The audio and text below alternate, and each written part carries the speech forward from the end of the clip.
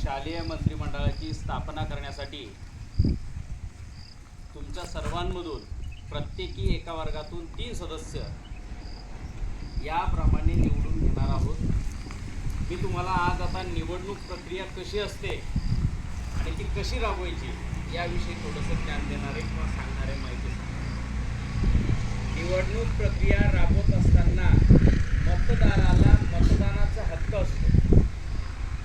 तो एक हक्क, त्याचं एक मतदान आपल्या राज्याला एक मंत्रीपद, मुख्यमंत्रीपद, एका विधानसभा क्षेत्राला एक विधानसभा सदस्य, एक लोकसभा क्षेत्राला एक लोकसभा सदस्य किंवा ग्रामपंचायतला एक ग्रामपंचायत सदस्य किंवा सरपंच हे पद मिळवून देण्यासाठी माफ होतं.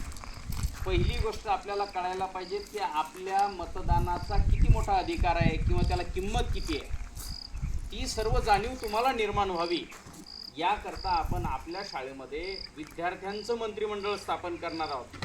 मग प्रत्येक वर्गामधून जे सभासद उभे राहतील, उमेदवार उभे राहतील, त्या उमेदवाराला त्या वर्गातील सदस्यांनी काय करायचं आहे, मतदान करायचं आहे. ज्या उमेदवाराला जास्तीत जास्त मतदान पडतील ते 3 उमेदवार निवडून येतील.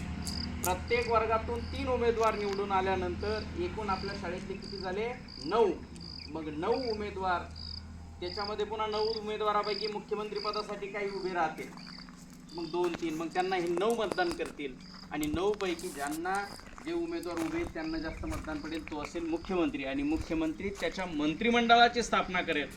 मग आरोग्यमंत्री असेल, स्वच्छता मंत्री असेल, बरोबर, भांडणतंटे मंत्री पण करावं लागेल ना आपल्याला तंटके मिटवायला. हे सर्व मंत्रिमंडळ या पद्धतीने स्थापन होईल. ज्या पद्धतीने एका ग्रामपंचायतमध्ये, विधानसभा क्षेत्रात किंवा प्रत्येक ठिकाणी मतदान होतं त्याच पद्धतीने जसं 17C माहिती लिहिल्या जाईल, बोटाला काय लावल्या जाईल, शाई लावल्या जाईल. शाई कशासाठी लावल्या जाईल की तो त्या मतदाराने परत मतदान केलं नाही पाहिजे, त्याच्याकरता काय केलं जाईल तिथे शाई. मग आता उमेदवार निवडायचे, उमेदवारात ज्यांना उभं राहायचं त्यांनी नाव नोंदणी करायची पवार सरांनी, इंगळे सरांकडे. नंतर तुम्हाला थोडासा वेळ दिला जाईल, आचारसंहिता समजून सांगितलं जाईल, पैशाचं वाटप करायचं नाही.